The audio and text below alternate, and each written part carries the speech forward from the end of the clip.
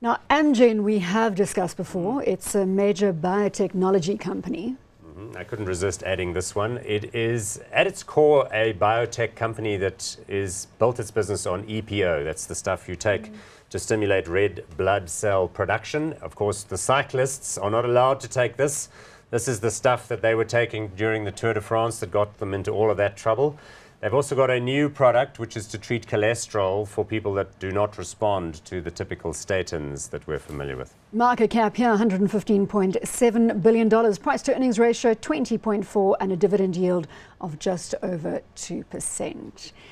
Let's start with you because Amgen is your baby, so to speak. You brought it to the table initially. We've been accumulating it heavily. I own it personally. Look, the EPO is made from the ovarian cells of the Chinese hamster.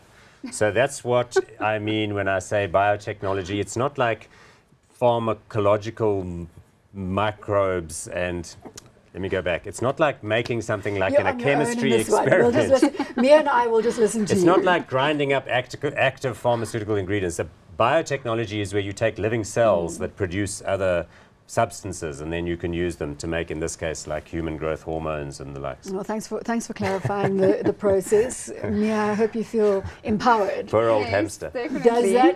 Does that excite you when it comes to Amgen and new biotech? It does. I like the theme of biotechnology. I think it's very innovative. The way that they move into treating very grievous illnesses with this sort of technology is definitely the way forward. This is one of the companies that has done so well. They've outperformed the S&P by over 10% per annum over the last 5 years. They've got a margin of over 26%, which is extraordinary. But that is the sort of margins you see with these companies that are on the forefoot. And a company that we buy also that we don't have on the list today, that's sort of a combination between the Swiss sort of a massive company and then the biotechnology is Roche. And Roche also, goes into microtechnology and biotechnology and does a lot of research there. One of the biggest spenders when it comes to R&D in the world, probably one of the top 5 biggest spenders. But this company is sort of one of the smaller ones that's listed in the US that was not so much on everyone's radar when everyone was focusing on these massive, massive companies. And I think this is something to definitely keep in mind. So, Paul, you may have found a jewel here. Yes.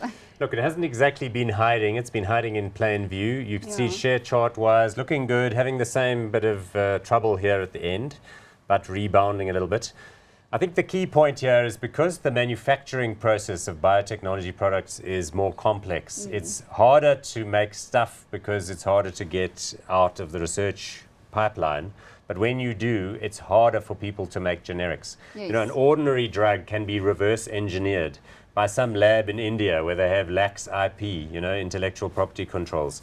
This stuff, you can only imagine if you've got to use ovarian cells from the Chinese hamster. It's not going to be so easy for someone else to come and invent the same thing. No, it's not. So we've got high barriers to entry on this one. Let's call it. I'm hot on this. You're hot, Paul? Yeah, so it's by far the largest of the biotech companies, bigger than Biogen, IDEX. So it does have more than one thing going on. The problem with some of the biotech companies, it's all hit and miss, whether it gets approved, whether the sales work out, whether it's found to be efficacious. So I like this one, and I think it's a very solid play for people looking for this kind of sectoral exposure. So hot on Novartis, hot on Amgen.